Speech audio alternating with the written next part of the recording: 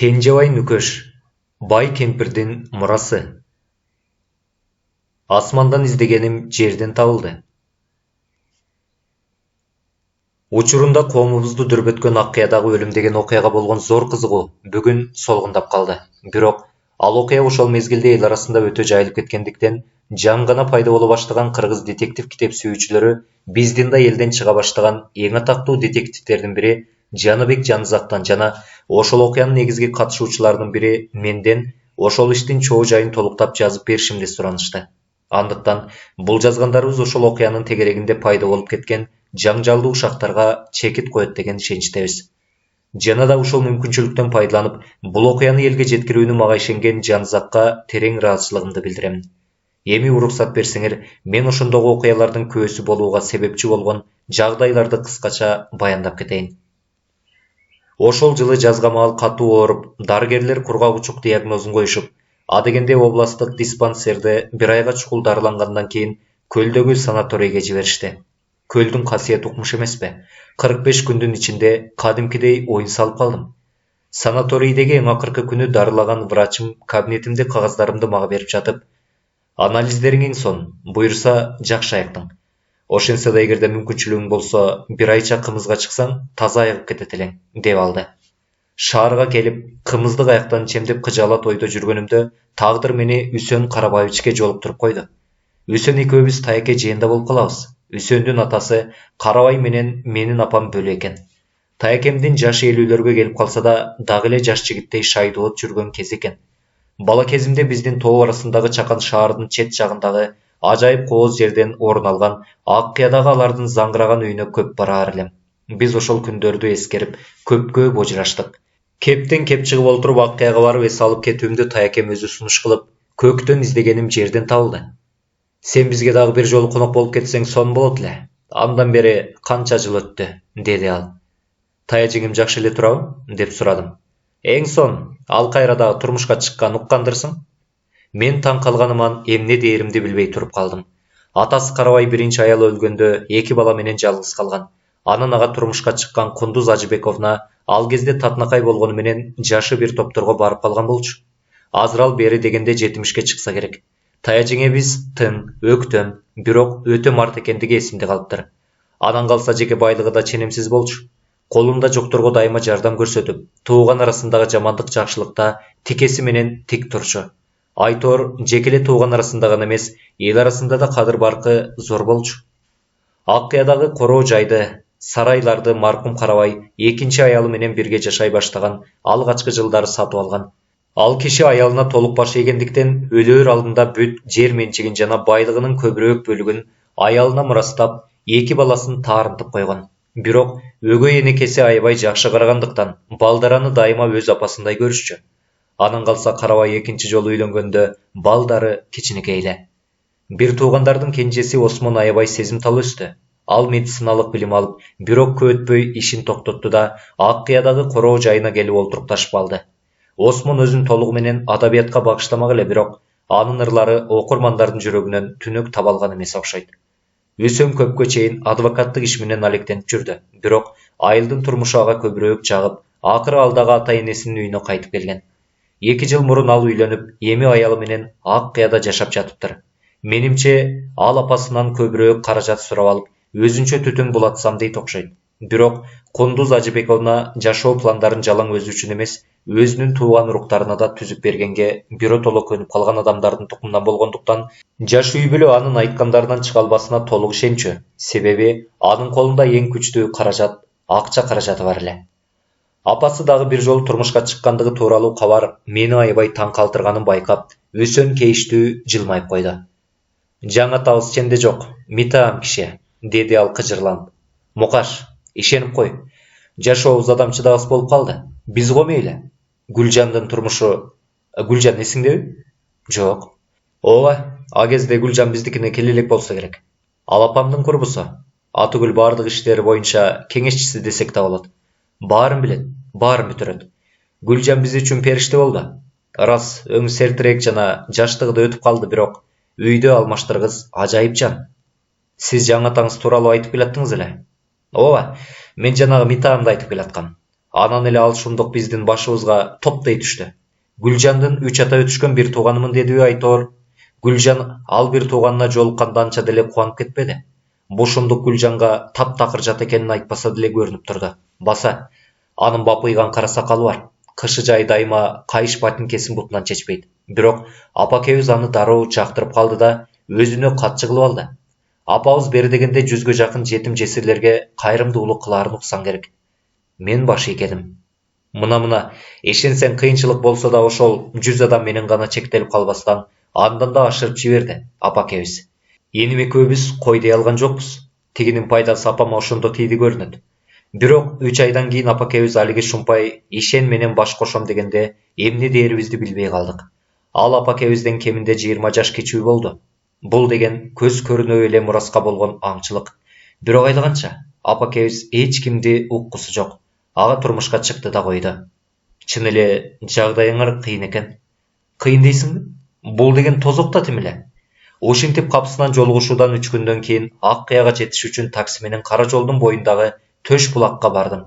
Капчыгайдын орто ченинен орун алган бул кичинекей айылдын дүкөнүнөн мени Үсөн тосуп чыкты да автомобилге чакырды. Апакебиздин тынымсыз саякаттарынан улам бензинибиз да дээрлик түгөнө жаздап калды, деди ал. Бул айылдан Деу шаарчасына чейин 3 чакырым, андан ары Ак Кыяга чейин дагы 1,5 чакырым жүрүш керек. Теңир тоо жергесинен ушул жумшак тийген күн нурунда жайкалып жаткан жапжашыл талааларын, жол боюндагы дүпүй өскөн бак дарактарын карап отуруп, ошол эле тегеректе жүздөгөн, миңдеген адамдар кыйын жашоону баштарынан өткөрүп жатканын элестетиш кыйын эле. Мен өзүмдү капсынан эле башка бир дүйнөгө көчүп келгендей сездим. Акыры биз бак шактуу дарбызага бурулганда Үсөн мага «Мукаш, сен үчүн бер өтө бейкут жер», деди. Таяке, азыр мага баарынан да так ушундай тынчтык керек. Берде бейкапар жашоого бардык шарт бар. Мен кээде сарайда жумуш кылам жана жумасына 2 жолу биржадагылар менен иштейм. Аялым дайыма сарайда болот. Күн сайын таңкы 5тен эртең мененки тамакка чейин уй сайт. Баса, жанагы кара баскыр ишен болбосо жашообуз сонун эле болмок. Капсынан ал тормозду басты да саатын карады. Камиланы ала кетели? Бирок жетишпей калдык го. Ал ооруканадан кетип калса керек. Аялыңыздын аты Камилабы? Жок, ал апамдын асыранды кызы. Камиланын апасы анын эски эзелки классташ курбусу болгон. Камила адвокатка турмушка чыгып, анысы банкрот болуп, Камила чөнтөгүндө сокур тыйыны жок талаада калды. Апам ага жардам берем деп, мынакей, 2 жылдан бери ал биздин үйдө. Азыр мындан 7 чакырым жердеги райондук ооруканада иштейт. Үсөн буларды айтып бүткөнчө бир кооз жана заңгыраган ак сарайга жетип келдик. Калың белдемчи кийген аял Гүлзардын жанында убараланып жатыптыр. Бизди көрөрү менен башын көтөрдү. Салам Гүлжан, биздин жээнибиз менен таанышпайбыз. Аты Мукаш. Бул аялдын кол кысканы катуу, Атыгүл колумду оорутуп жиберди. Ал болжолу 40-тарга келип, турпаты да ажайып көрүнгөн, бакырайган кара көздөрү балбылдап, күнгө тотуккан жүзү, келишимдүү келбети адамды өзүнө тартып турат. Гүлжандын бутунда таманы калың чоң ботинкеси бар экен. Сүйлөгөн сөздөрү да кыска жана бат. Ото чөптөр айланып кетирди. Эмиле отосоң кайра чыга калат. Бир аз болсо да пайда келтирсем ыраазы болом, дедим эле. Антпеңиз, эч качан. Андайды уккум да келбейт. Ай Гүлжан, анчалык ашыкпаңыз, деди Үсөн жылмая карап. Чайды каерден ичели? Сырткабы же үйгө кирелиби? Сыртка ичебиз. Мындай күн үйгө думуксак күнөө болбойбу? Мейли кеттик. Гүл тырмалаганыңыз жетишет. Планды аткарып салдыңыз го дейм эмдигече. Эс алыңыз. Макул, деди Гүлжан. Анан иштеген кол кабын чечип, бизди ээрчите жөнөдү. Айырды көлөкөлөтүп бактын алдына стол коюлган экен, тегерете коюлган орундуктан татынакай аял туруп, бизди утурлай басты. Үсөн бизди тааныштырды. Менин аялым Мээрим. Бул жигит болсо, мен сага кеп кылган Мукаш, бизге жээн. Жээн келгенче жети бөрү келсин, деп Мээрим тамашалап тосуп алды. Мээрим менен алгачкы жолукканым эсимден кетпейт. Күндүн жарык нуруна бөлөнгөн бийик, келишимдүү келбети, балбылдап жанган көздөрү, бир караганда токтоо көрүнгөнү менен бул назик аялдын кумар оту туйлаган толку бою кыялымда биротоло жазылып калыптыр.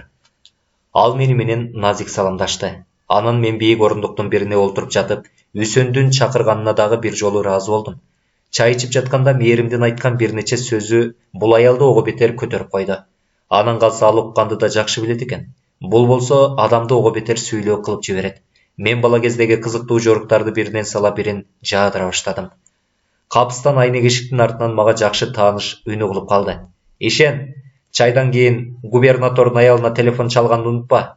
Экинчи күн тууралуу Базаргүл Кайповнага өзүм телефон чалам. Же губернатордун аялынын жообун күтөлүбү? Эгер ал баш тартса, Базаргүл Кайповна ачылыштын биринчи күнү келсе жакшы болмок. Роза Сатыбалдыевна экинчи күнү келмек. Губернатордун аялына мектеп майрамы тууралуу жооп беришти, унутпа. Эркектин акыркы чыккан жообу кулду. Анан кайрадан Кондуз Ажыбековна үн салды. Ооба, Ишен. Ананчы биз ага майдан кийин деле жетишебиз. Жаным мен, камкорсуң аябай.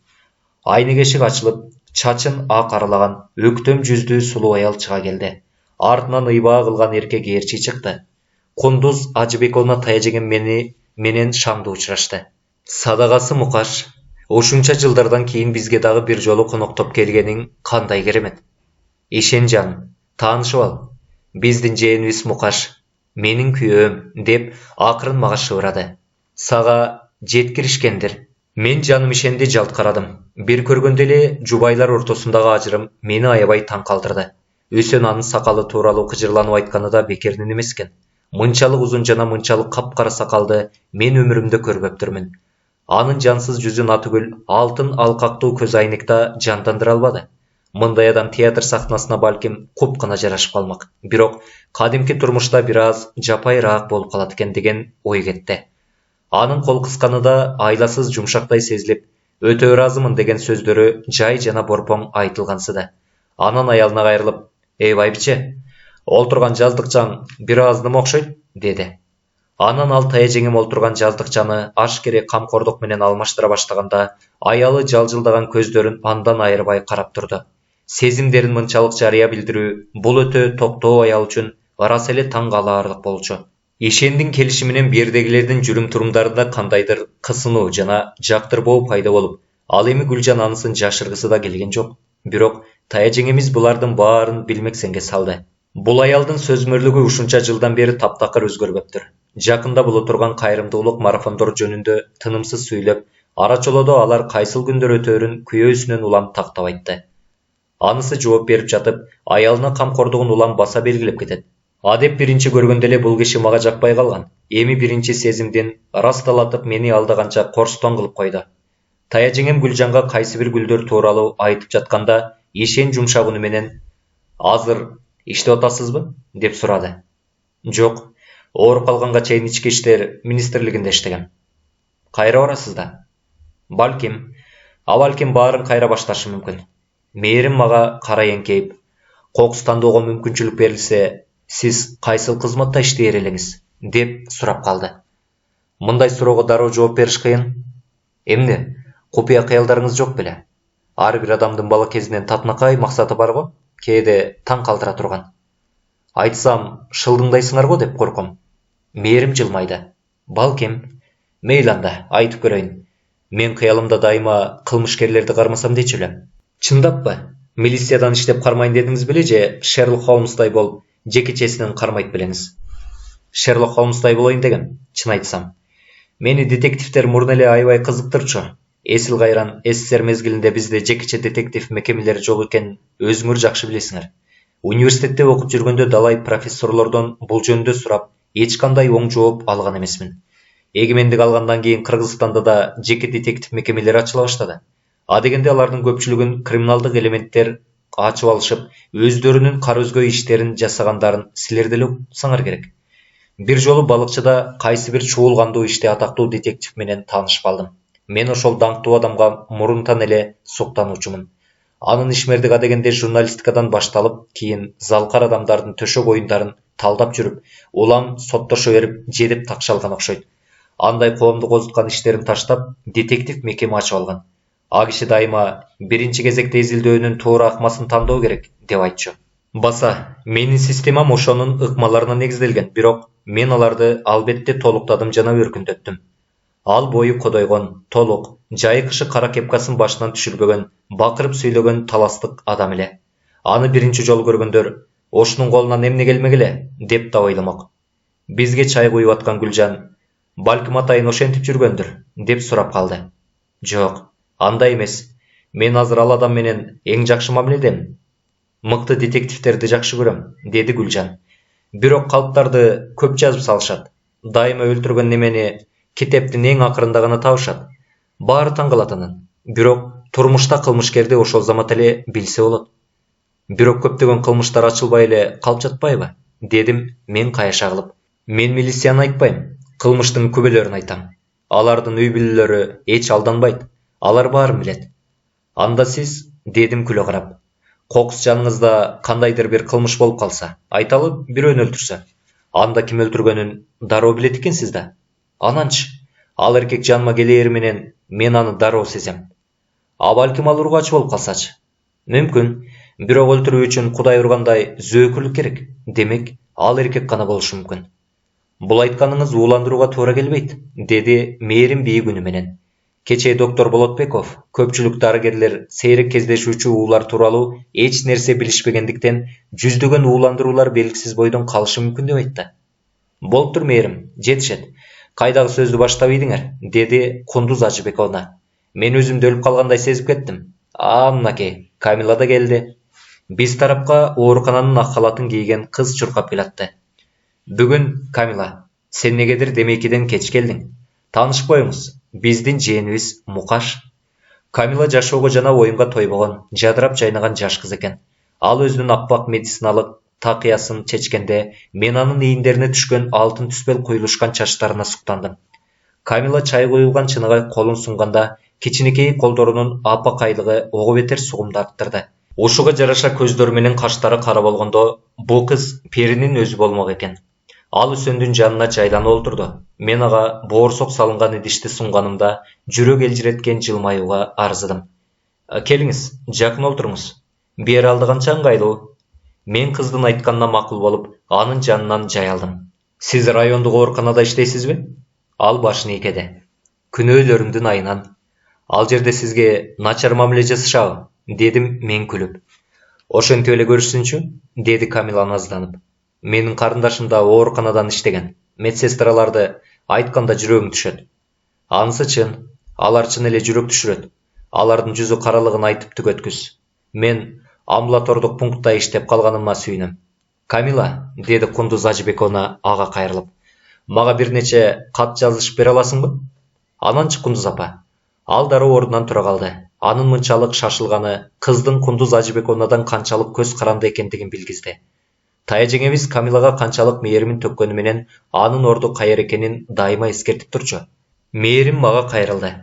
Үсөн сизге бөлмөңүздү көрсөтөт. Кечки тамак бизде саат 7:30.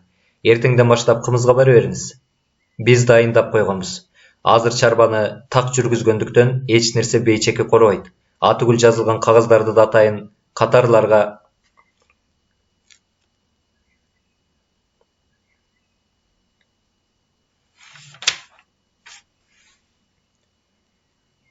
Үсөн сизге бөлмөңүздү көрсөтөт.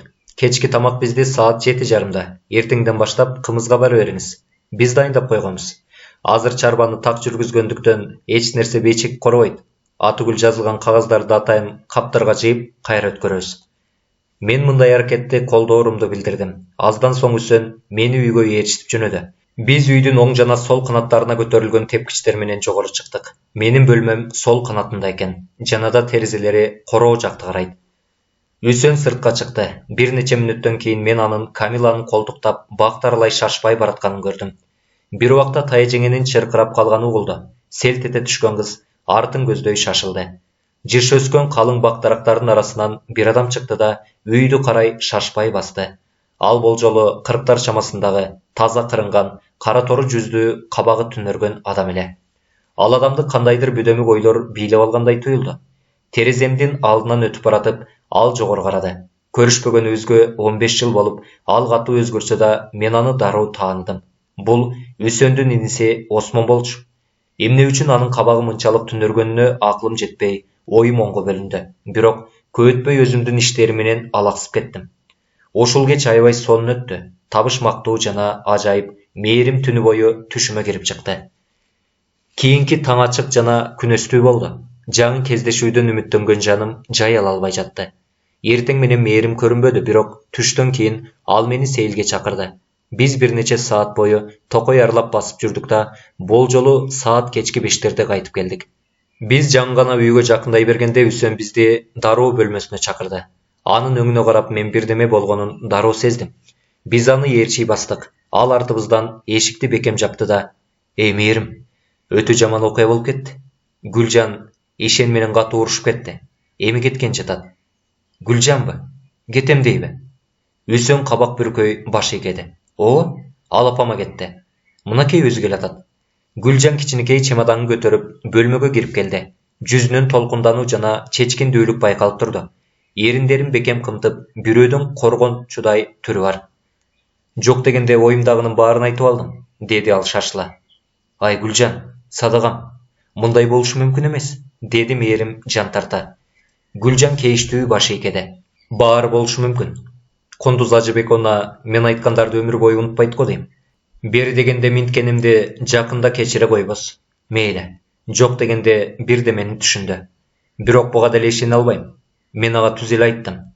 Сиз карыган аялсыз, Кундуз Ажыбековна. Ал эми карыган келесоодон жаман эч нерсе жок. Алар жаштардан өткөн келесоо болушат. Ал сизден 20 жаш кичүү болуп жатпайбы? Токтотуңуз сүйүү менен ойногонду. Ал сизге акчаңыз үчүн гана үйлөнгөнү кашайып эле көрүнүп турбайбы? Ага көп бийлик бербеңиз. Кошунаңыз Бакыттын татынакай жапжаш аялы бар. Ишениңизден сураңызчы гана, канча сомун ошол аялга жумшап жатканын", дедим. "Ой бир туталанды дейсиң, түшүнүктүү да." А мен токтобой айта бердим. "Мен сизге эскертип коеюн, Кундуз Ажыбековна. Каалайсызбы же жокпу, ар жак бери жагын каранып көргөндөн кийин ал бир күнү сизди баары бир ак төшөгүңүзгө тумчуктуруп өлтүрөт. Бу шүмшүккө турмушка чыгып бекер кылдыңыз. Мага эмне десеңиз ошо деңиз, бирок менин сөзүмдү эстеп коюңуз. Сиздин күйөөңүз шүмшүк." "Ал эмне деди?" Гүлжан бети башын бырыштырып: "Жаным ишен, асылым ишен, бетсиз калп, бетсиз жала, бетсиз аял анын баа жеткизерин күнөөлөп жатат. Жок, мен бул үйдөн канчалык эрте кетсем, ошончолук жакшы. Кыскасы мен кетип жатам." "Эми минтип кете бергениңиз болбойт. Азыр эле кетип каласызбы?" "Ооба, азыр жөнөйм." Биз бир нече секунд Гүлжанды унчукпай карап калдык. Акыры Үсөн бул аялды мындан ары кеп сөзгө келтире албайбыз деди да таксини сурап билгени чыгып кетти. Аялы анын артынан чыгып баратып, таяжеңе тууралуу Гүлжандын айткандарына апакесин кулак салдыруу керектиги жөнүндө бирдемелерди божурап жатты. Алар үйдөн чыгары менен Гүлжандын өңү өзгөрө түштү да дароо мага карай эңкейди. "Ай Мукаш, сиз чынчыл адамсыз. Мен сизге ачыгын айтсам болобу?" Мен бир аз таң кала түштүм. Ал мени колумдан алды да үнүн басаңдатып шыбырап кирди. "Мукаш, ага көз сала жүрүңүз. Байкуш Кундузум. Аны ач карышкырлар курчап жүрөт. Баарынын бир тыйыны жок. Баары анын акчасын аңдыйт. Мен колумдан келишинче коргодум. Эми мен жанында болбойм. Эми аны баарлап талай баштайт. Камсанабаңыз Гүлжан. Албетте, мен колумдан келгенин жасайм деңизчи, бирок сиз бир аз чарчаган окшойсуз жана толкунданып жатсаңыз керек. Жаш жигит, айтканыма ишениңиз. Мен бул жалганда сизден бир аз көбүрөөк жашап койдум. Бир гана нерсени өтүнөм. Андан көзүңүздү албаңыз. Мен эмнени айтып жатканымды жакында түшүнөсүз." Ачык терезеден автомобилдин тытыраганы угулуп калды. Гүлжан ордунан туруп эшикти карай басты. Сырттан Үсөндүн үнү чыкты. Эшиктин туткасын кармай берип, Гүлжан бери бурулду да: "Баарынан мурун Мукаш, анын алиги шумшук күйөө сөрөйүнөн жакшылап байкаңыз", деп дагы бир жолу кайталады. Андан башка эч нерсе дебеди. Көп өтпөй анын дабышы үйдөгүлөрдүн чурулдаган каршылыктарына жана коштошууларына чөгүп кетти. Эрди катын узатып жаткандардын арасынан көрүнбөдү. Автомобиль жөнөп кеткенде Мээрим капсынан башкалардан бөлүнүп чыкты да жолдон өтүп, бери короо жайды көздөй келаткан узун бойлуу сакалчан адамды утурлай басты. Колун сунуп жатып, Мээрим кызарып кетти. "Ким бул?" деп сурадым. Бул адам мага кандайдыр шектүүдөй сезилди. "Бул доктор Болотбеков", деп күңк этти Үсөн. "Доктор Болотбеков дегениңиз ким эле?" "Ал берде шаарчада жашайт. Оор нерв оорудан кийин эс алып жүрөт. Өзү Бишкектен. Абдан акылдуу адам. Уулар боюнча өлкөбүздөгү эң чоң адис болсо керек эле. Мээримдин эң жакын досу", деп кошумчалай салды жаны жай албаган Камила. Үсөн кабагын бүркөп, сөздү башкага буруп кетти. "Ай Мукаш, жүрүп басып келели. Өтө жаман окуя болуп кетти. Ырас, Гүлжандын тили заар болчу, бирок азыр биз тарапка андан ашкан ишеничтүү адамды табыш кыйын. Короожайды бир капталынан курчап турган токойчону көздөй кеткен чыйыр менен биз шаарчаны карай жөнөдүк. Кайра кайтканда короонун эшигинин жанында бизди карай келаткан сыган түспөлдүү таптатнакай келинге жолугуп калдык. Ал башын ийкеп жылмайып койду. Ажайып сулуу экен, дедим мен суктанып.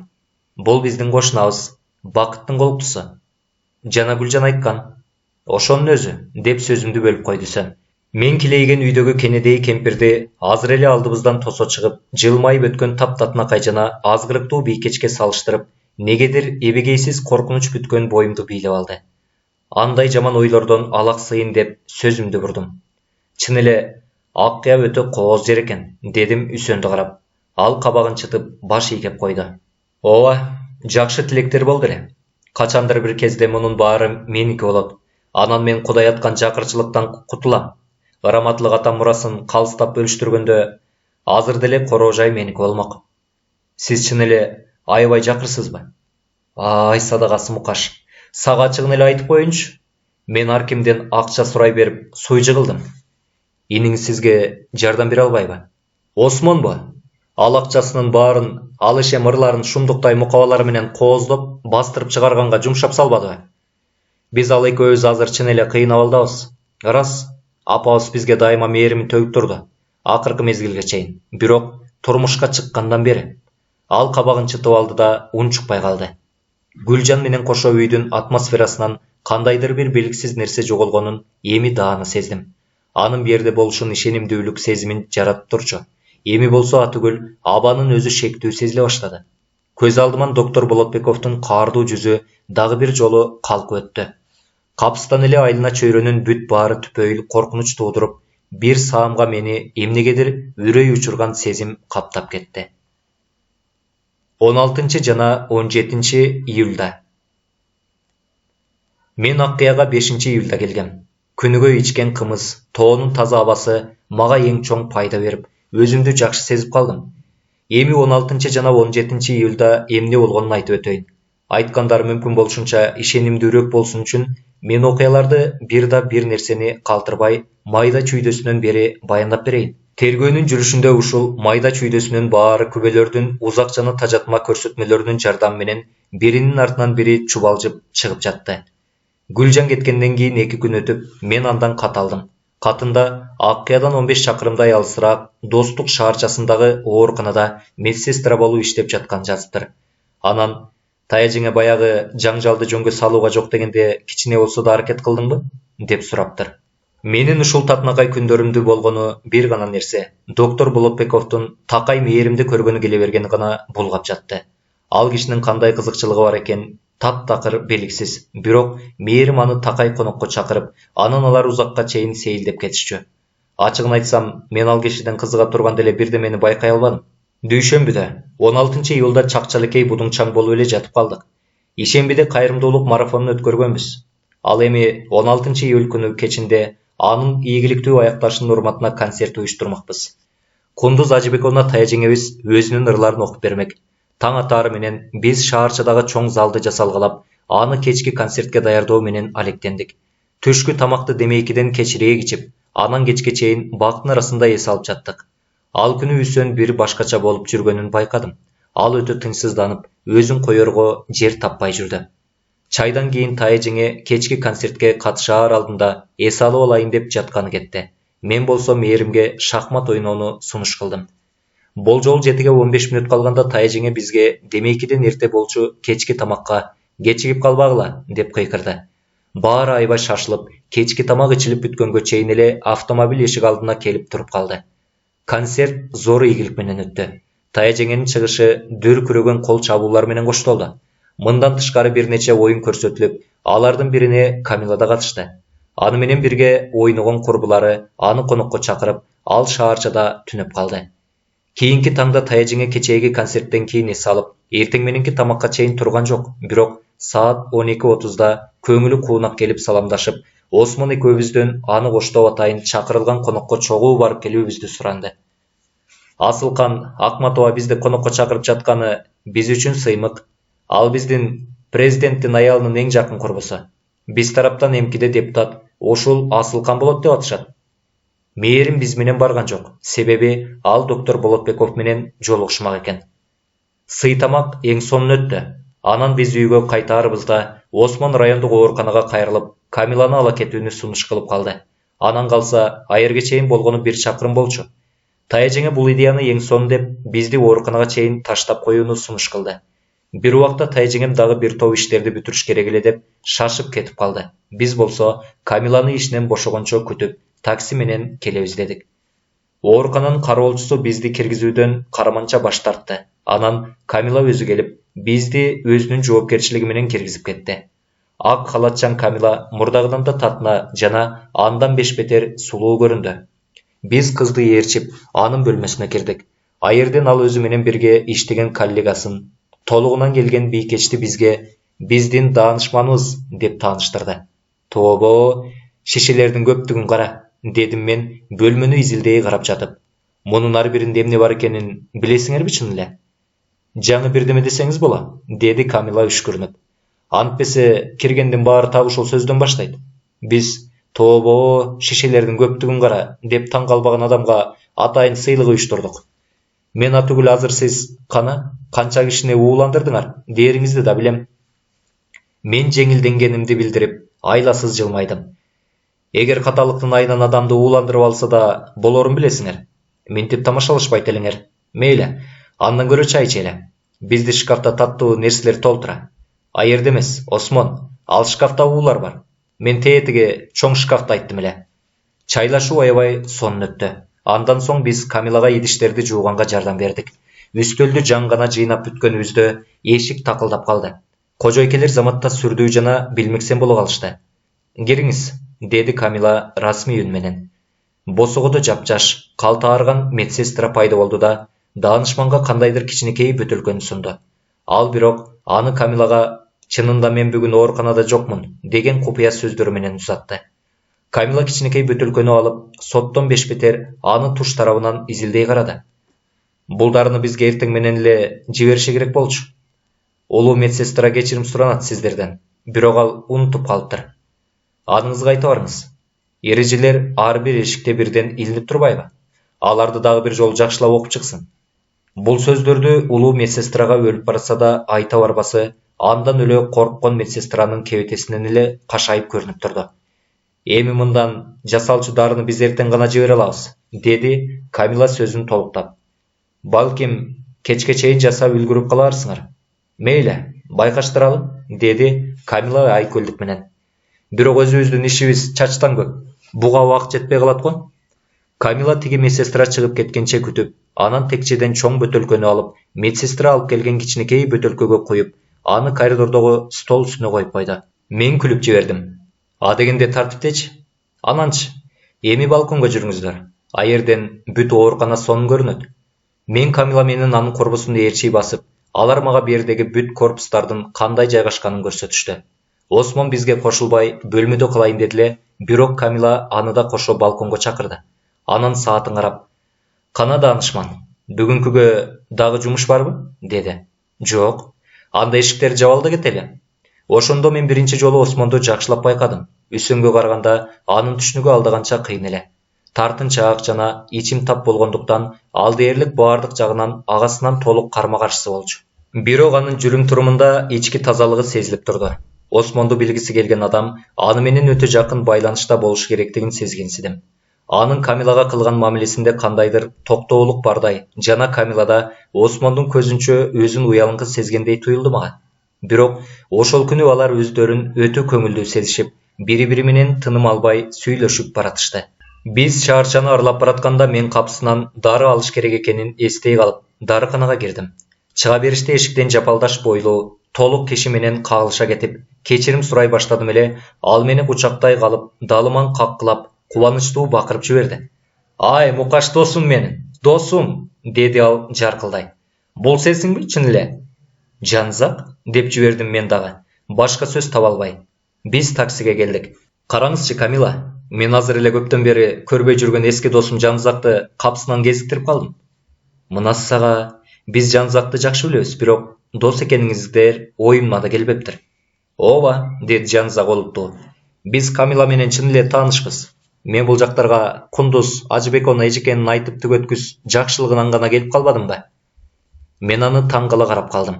Ырас досум, ал эжебиз болбогондо эмгиче жалган жала менен түрмөнүн түбүндө олтурмакмын. Мындай жакшылыкты унуткан адамдын көзүнө көр топурак тыгылмак. Ал аз келгенсип эжебиз мени эми биякка эс алып кет деп чакырган. Кундуз Ажыбекона эжеге салам айтып койгула. Иш болуп калды. Ошону бүтүрө калып сөзсүз барам. Эжеге чексиз ыраазымын. Жанызактын сырт келбети элдикинен башкача болчу. Анын бою жапалдаш болгону менен өзү толук болгондуктан салабаттуу көрүнчү.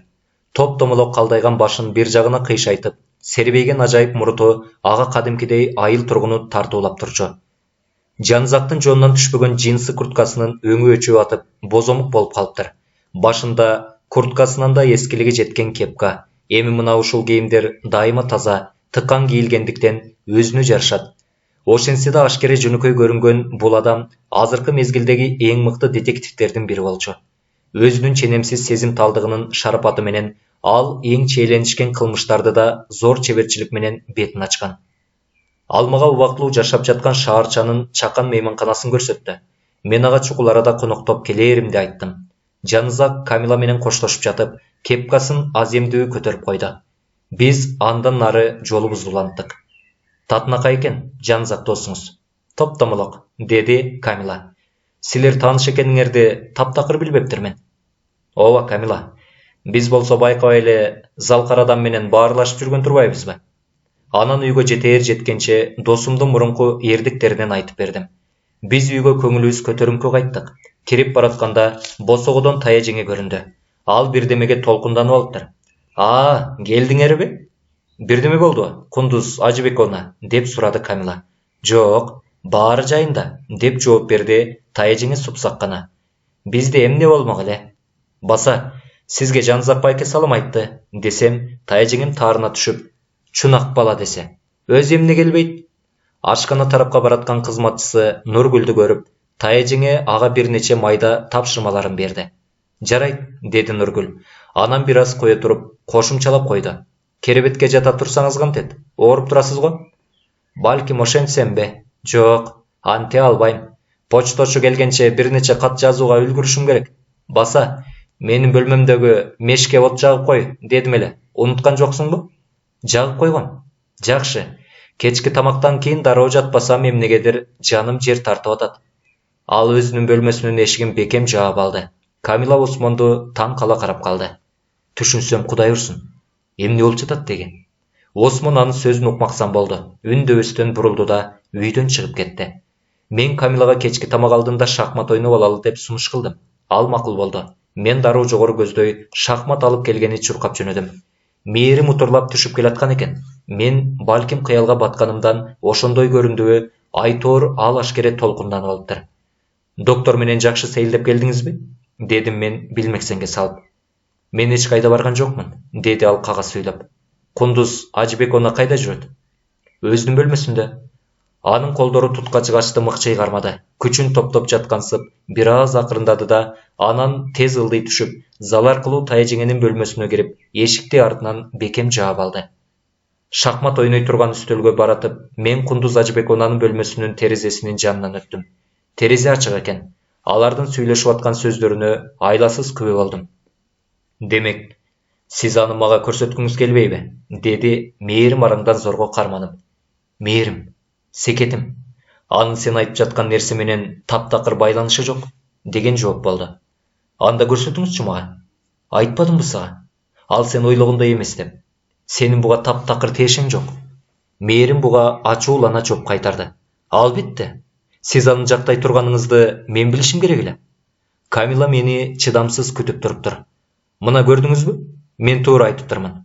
Нургүл чоң жалжал болду деп айтты. Кандай жаңжал? Тиги менен Кундуз Ажыбеконанын ортосунда. Кундуз Ажыбекона анын нака жүзүн ачкандыр эми. Нургүл ошо жаңжалдын күбөсү болду деген турасызбы? Жок, албетте. Ал кокусунан эле алардын эшигинин алдына барып калыптыр имиш. Нургүлдүн айтымында ал жакта шумдуктай жаңжал болсо керек. Кызык, эмне талаш болду дейсиз? Мен Гүлжандын эскертүүсүн эстедим, бирок ал туурасында үндөгөн жокмун. Камила мүмкүн болгон варианттардын баарын талдап чыгып, шаңдуу жыйынтыктады. Кундуз Ажыбековна апа аны биротоло кууп чыгат жана экинчи эстеп да койбойт. Мен үсөм менен сүйлөшөйүн десем, ал бир жакка жоголуп кетиптир. Күндүз берде олуттуу бирдеме болгон окшойт. Мен жанара капыстан угуп калган сөздөрдү унутайын десем деле болбой, улам ошол сөздөрдү эстеп, булардын баарына мээрим кандай тиешеси бар деп башым катты. Мен кечки тамакка келгенде Ишен конок бөлмөдө олтуруптур. Ишендин өңү демейдегидей эле таптакыр билмексен, мен анын кайдыгер көз карашына таң калдым. Таяжеңем эң акырында келди. Ал мурдагысындай эле бирдемеге катуу толкунданып алган. Кечки тамак маалында стол үстү тымтырс болду. Демейде Ишен аялын айылына чуркап, олтурган жаздыкчасын оңдой коюп, дегеле камкор күйөө болуп чыга келчү. Бул жолу ал таптакыр үндөгөн жок. Тамак ичилип бүтөөр менен Таяжеңем кайрадан өз бөлмөсүнө кетти. Мээрим, мен чайымды бияка жиберчи. 5 мүнөттөн кийин почточу келет. Мен болсо али каттарды жазып бүтө элекмин, деп кыйкырды ал бөлмөсүнөн. Биз Камила экөөбүз терезеге жакын олтурдук. Мээрим чай алып келди. Ал алигиче кыжаал аттанып жатты. Кана жаштар, силерге жарык жандырып берейинби же күүгүмдө олтура бересиңерби? Деп сурады Мээрим.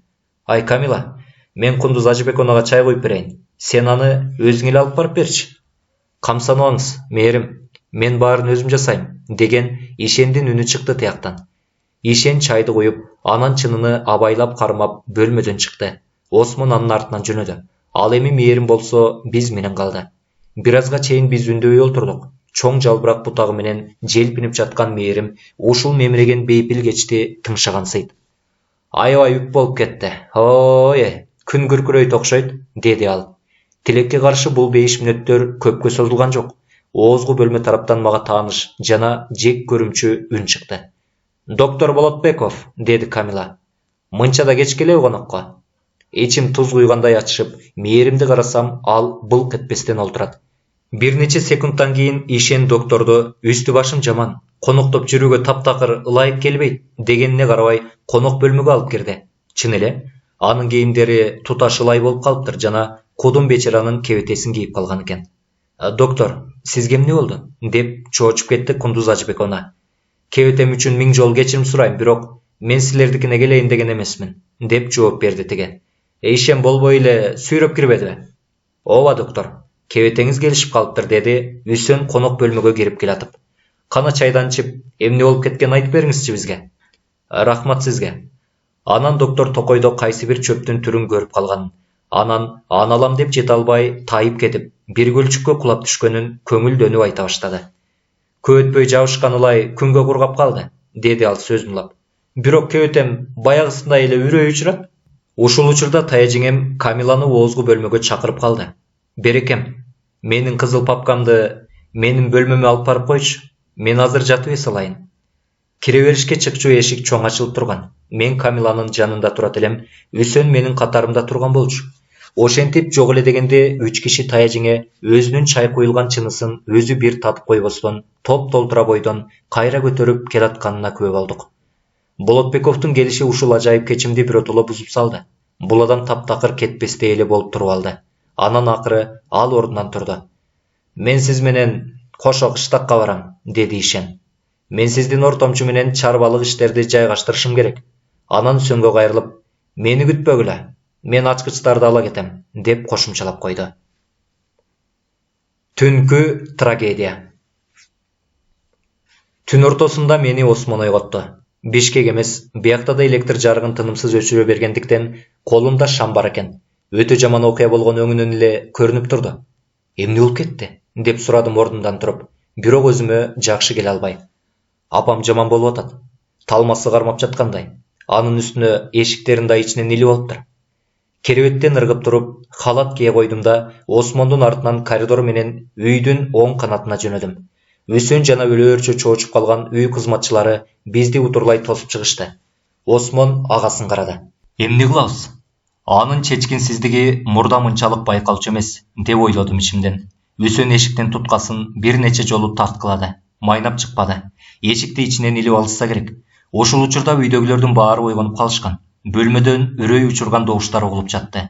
Шашылыш бирдеме кылыш керек эле. Ишендин бөлмөсү аркылуу кирип көрбөйбүзбү? Деп сунуш кылды Нургүл. Ай кудай ай, бечаранын кыйналганын карачы. Коридордо топтолуп калган үйдөгүлөрдүн арасында жалгыз гана ишен көрүнгөн жок. Үсүн анын бөлмөсүнө кирди. Адегенде караңгыда эч нерсе көрүнбөй, анан босогодон Осмон көрүнгөндө, анын колундагы бүлбүлдөгөн шамдын жарыгы менен бөлмөнүн ичи көз алдыбызга тартылды. Бош керебетке бул түнү эч ким жатпаган окшойт. Айырден таяжеңенин эшигине жетип барганыбызда, анысы да жабык же ичинен бекитилип экен. Абал оорлошуп кетти. О, Кудай, эми эмне кылабыз, Үсүн аке, деди Нургүл чыйпыйы чыгып. Эшикти сындырыш керек. Анан дагы кимдир бирөө тезирээк барып, сагынды ойготсун да, ал шашылыш доктор Жолдошко чуркасын. Келгиле, эшикти сындыралы. Жок, кое тургула. Камиланын бөлмөсүнөн кирчү дагы бир эшик бар да. Ооба, бирок ал ичинен бекитилген. Аны эч качан ачышпайт. Баары бир текшерип көрөлү. Үсүн коридор менен чуркап, Камиланын бөлмөсүнө кирип барганда, айырден Мээрим көрүндү. Ал Камиланы жулмалап ойгото албай жатыптыр. Кыздын уйкусу өтө катуу окшойт. Үсүн кайра биз жакка чуркап келди. Пайдасыз. Ал эшик да ичинен бекитилиптир. Ушул эшикти сындыралы. Коридордогулардан жукараак экен. Баары ушул Кудай аткыр эшикке жабылышты. Акыры ал туруштук бере албай, биз кулак тундурган Тарсатурс менен бөлмөгө атырылып келдик. Осмондун колундагы шамдын жарыгы менен керебетинде калчылдап жаткан таяжеңени көрдүк. Жанына кичинекей үстөлчү жаткан экен. Талмасы кармаганда жыгылып калса керек. Биздин келишибиз менен ал бир аз эс ала түштү да, бечара жаздыктарын кучактап олтуруп калды. Алаңгыча баятан бери өчүп турган жарык жарк этип күйдү. Үсүн үй кызматчысында жүргөн Айшага ашканадан максым алып келүүнү буйрду. Мен коридордо чыгуучу эшиктин бекитмесин ачтым. Үсүн апасына чуркады. Эми берде менин жардам кереги жок экенин түшүндүм. Осмонго кайрылып, аларды калтырып кете берейин деп айтмакчы болдум эле, бирок сөзүм оозумда калды. Өмүрүмдө адамдын өңү мынчалык коркунучтуу болорун көрбөптүрмүн. Анын калтыраган колунда шам да кошо титиреп, ээриген мом килемге тамып жатты. Осмон купкуу болуп чыкты. Анын кыймылсыз, өлө корккон көз карашы менден кыйгачтап, карама-каршы дубалга тигилгенсип. Ал селейип калгансыда. Мен да ал караган жакты карап, бирок эч нерсе көрбөдүм. Кундуз Ажыбековна биртке жакшы боло түшсө керек. Муунганына карабай шыбырай баштады. Эми жакшы. Капыстан эле акылсыздык болду. Бөлмөнү жабыш. Керебетке көлөкө түштү. Мен өйдө карасам, эшиктен Мээрим кирип келатыптыр. Бир колу менен Камиланы кармап алган. Кыздын өңү өтө кызарып кетиптир. Ал уламдан улам эстеп, негизи бир аз кызыктай көрүндү. Байкуш Камила, анын жүрөгү түшүп калды, деди Мээрим акырын. Мээрим сарайда иштегенде кийчү ак халатчан эле. Бул кийими таң атып келатканын билдирет. Айткандай эле үрүл-бүрүл таңкы жарык терезе парданын жылчыктарынан аз-аздап көрүнө баштады. Дубалдагы саат болжолу 5ти көрсөтүп турду. Демиккен кекиртек мени чоочуп жиберди. Байкуш таяжеңи кайрадан калчылдап, жанчыдагы тырыша баштаганын карап турушка мүмкүн эмес эле. Биз бечаранын керебетинин жанында эч нерсеге алыбыз келбей туруп бердик. Мээрим менен Үсүн ага бир аз максым жуткурууга аракеттенип жатышты. Ошол мүнөттө бөлмөгө чоң-чоң арыштап Болотбеков кирип келди. Жан кейиткен абалды көрүп, ал саамга токтоп калды. Таяжеңи болсо ага тике карап, Эйшен, деп киркиреди да жаздыкка жыгылып дымып калды. Доктор керебетке жетип, өлүп бараткандын колунан алды да жасалма дем алдыра баштады. Үй кызматчыларга бир нече буйрук берип, ал өкүмдүү жаңсоо менен баарын четке сүрдү. Тургандардын баары таяжеңенин абалы жайсыз экенин билип турса да, демибизди катып, доктордун ар бир кыймылын байкап турдук. Доктордун жүзүнөн ал өлүп бараткан таяжеңибизди сактай албасын түшүндүм. Акыры ал өйдө турду да оор үшкүрүндү. Ошол убакта коридордон кадамдар угулду. Анан бөлмөгө кодойгон бойлуу, тоголок адам шаша-буша чуркап кирди. Мен аны дароо тааныдым. Ал таяжеңелерди илгертен бери дарылап жүргөн доктор Жолдош болчу. Доктор Болотбеков бактын дарбазасынын жанынан кокусунан өтүп баратып, докторго жиберилген машиненин чыгып баратканын көрүп, үйдө болуп жаткан окуяны укканда бар күчү менен чуркап жетип келгенин кыскача айтып берди да, маркумду кейиштүү карап калды. Ооба, кейиштүү, өтө кейиштүү, деп кайгырды доктор Жолдош. Дайыма өтө көп иштечү эле. Менин айткандарыма карабай, аябай көп иштечү. Жеңе, жүрөгүңүз бир аз оорукчан. Өзүңүздү абайласаңыз боло, деп айттым эле бир нече жолу. Ооба, так ошентип айткам. Өзүңүздү абайласаңыз боло, дегем. Жок, антпеди. Жакшылык кылсам деген ниети аябай чоң эле, өтө чоң эле. Мынакей, Ментип денеси чыдаган жок. Чыдабай койду. Болотбеков доктор Жолдошту өтө конт коюп карап турганын байкадым.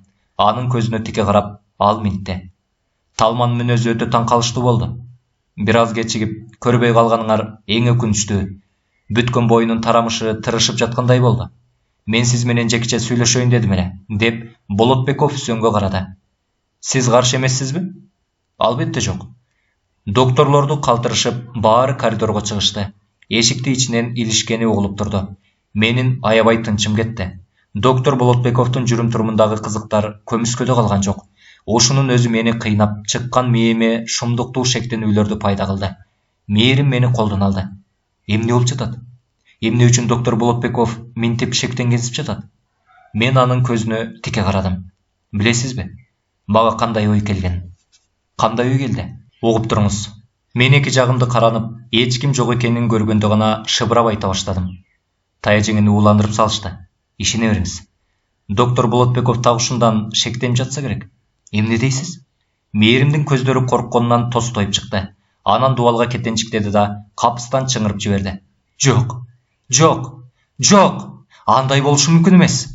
Мындайды күтпөгөн жаным чоочуп кеттим. Мээрим тепкич менен жогору карай атырылды. Кокус эсинен танып калбасын деп, мен артынан жөнөдүм. Мен аны кууп жеткенде мээрим кармагычтарга жөлөнүп туруптур. Кебетеси куп-куу болуп чыкты. Менден оолактап, жок, жок, суранам сизден. Мени жайма коюңузчу. Мен бир аз жалгыз калып, өзүмө келейин. Төмөн түшүңүз, деди энтигип. Айла жок, макул болдум. Төмөн түшүп, ашканадан Үсөн менен Осмонду көрдүм. Биз үндөбөй турдук. Анан бир аздан кийин Ишен кайда жүрөт? Деп сурап калдым. Ушул суроо тургандардын баарын кыжаалат кылып жатса керек чынында.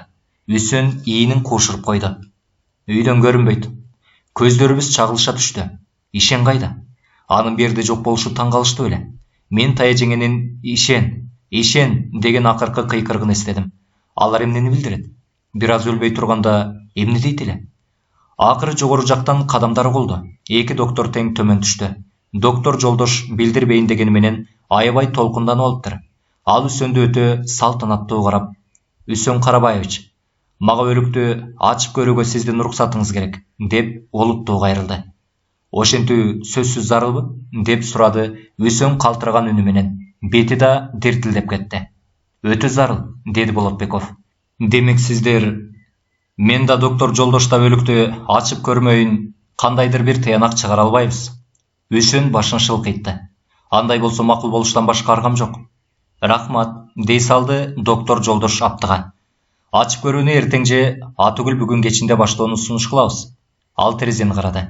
Азыркы жагдайдан алганда өлүктү расмий күбөлөндүрүүгө мажбур болобуз го дейм. Бирок чочулабаңыз. Бул болгону демейки зарылдык. Туугандар үн катпады. Доктор Болотбеков чөнтөгүнөн эки ачкыч алып чыгып Үсөнгө сунду. Бул Кундуз Ажыбековнанын бөлмөлөрүнүн ачкычтары. Мен аларды кулпуттап койдум. Жана азырынча ал жакка эч кимди киргизбеш керек деп ойлойм. Ийилип коштошуп, эки доктор тең чыгып кетишти. Жанатан бери мага бир ой келип, эми аны Үсөн менен бөлүшүүгө убакыт жетти деген чечимге келдим. Бирок ал ойду өтө кылдаттык менен түшүндүрбөсөм, Үсөн бул окуянын элге жайылып кетишине өлү коркот жана өзү да жамандыкка даяр турууга анчалык чечкенсиз, бейкапар оптимисттердин катарындагы кишилерден эле. Мен азыр айта турган сунушумдун орундуу экендигине аны көндүрүү бир аз кыйын болушу да мүмкүн. Бирок башка жагынан алганда, иниси Осмонду эл алдындагы ашкере такыбалык анчалык пушайман кылуучу да эмес. Демек, мен анын колдоосуна таянсам болот. Окуянын жүрүшүн колго алчу мезгил келди го деп. Үсөн, деди мага кайрылып. Сизге бирдеме сунуш кылайын дедим эле. Айта бер. Эсиңиздеби, сизге Жанзак деген досум жөнүндө айтып бербедим беле? Баягы таласты катактуу тыңчы жөнүндөчү. Ал азыр Достук шаарчасында убактылуу бир иш менен жүрүптүр. Албетте эсимде. Анда эмесе мындай. Бул ишти токтоосуз ошол кишиге тапшырууну суранам. Азыр элеби? Өлүктү ачып көрүүнү күтпөйлүбү? Так ушул азыр башташыбыз керек. Эгер берде шойкондуу бирдеме бар десек, азыр баштайлы. Койгулачы, деп Осмон туталана сүйлөдү. Мунун баарын Болотбеков чыгарып жатат.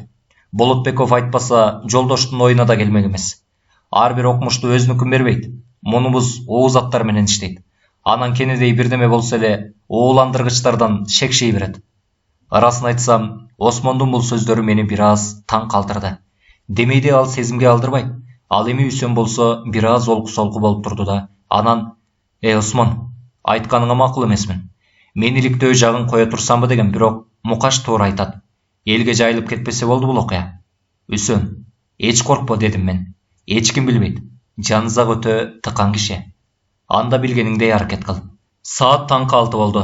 Мен бир да мүнөттү коротпойн дедим. Бирок ошентсе да китепканада 5 мүнөт кармалып, медициналык маалымат китептен стрихнин менен уулануу көрүнүштөрүн бир сыйра окуп чыкканга үлгүрдүм.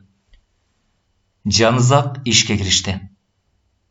Жанызак жашап жаткан мейманкана парктын оозуна жакын жайгашкан. Убакытты үнөмдөш үчүн мен шаарчаны аралай кеткен ийри-муйру узак жолго салбай, парк аралап кеткен кыска жолго, чыйырга салдым. Мен чыга беришке жеткени калганда бет алдыман бирөө келатканын көрдүм. Ал ишен болчу. Ал кайда жүрдү? Үйдө болбогонун ал эми кантип түшүндүрө беркен? Мени көрөрү менен ал безилдеп кирди. Ой кудай-ай, кырсыкты карачы, кырсыкты. Байкуш аялым ай, мен азыр эле укпадымбы? Сиз кайда жүрдүңүз? Кече колчуңдукунда кармалып калдым. Иштерибиз бүткөндө саат 1 болуптур. Ачкычтарды үйдө калтырып кеткен экем. Силерди түн ичинде ойготпойн деп, аныкында түнөп калдым. Кырсыкты кимден уктуңуз? Деп сурадым мен. Жолдош деген өзүбүздүн доктор бар эмеспи? Ошол колчуңга келип, баары жогун айтып берди. Байкуш кундузум мен, аябай боорукер эле да. Ак жүрөк болчу. Өзүн аячу эмес таптакыр. Жийиркенич сезими мени биротоло думуктуруп салды. Ушунчалыкты эки жүздүү болобу киши? Мен өтө шашылыш элем деп кечирим сурадым да, кайда бараарымды сурабаганына ыраазы болдум. Бир нече мүнөттөн кийин мен Жанызак жашаган бөлмөнүн эшигин такылдаттым. Эч ким ачкан жок. Мен анан чыдамсыздык менен такылдата баштадым. Ал менин келгениме кадимкидей таң калды. Күтө туруңуз досум, күтө туруңуз. Мен азыр киргизем сизди. Анан мен кийинип бүткүчө баарын айтып бересиз. Аздан кийин Жанызак эшикти ачып, биз экөөбүз анын бөлмөсүнө кирдик. Мен ага түндөгү окуяны чып-чыргасын коротпой айтып бердим. Жанызак таажеңинин өлгөнүн укканда кадимки жаш баладай бүлкүлдөп ыйлап алды да, аздан соң чечкиндүү ордунан турду. Жанызак ал ортодо джинсыларын издеп кийинип жатты. Мен ага мени кантип ойготушкандыктары, таажеңинин акыркы сөздөрү, өзүм капсынан күбө болгон таажеңе менен Мээримдин чатагы, таажеңе менен Гүлжандын чатагы жана ал экөөбүздүн сөздөрүбүз жөнүндө айтып бердим. Абдан тактап айтып берейин деп, улам кайталанып жатканымды да байкап калдым. Жанызак Мээримдүү жылмайды. Досум, сиз толкунданып жатасыз. Бир аз сабыр кылыш керек. Келиңиз экөөлөп колдогу фактыларды талдап көрөлү. Аларды белгилүү тартипте жайгаштыралы.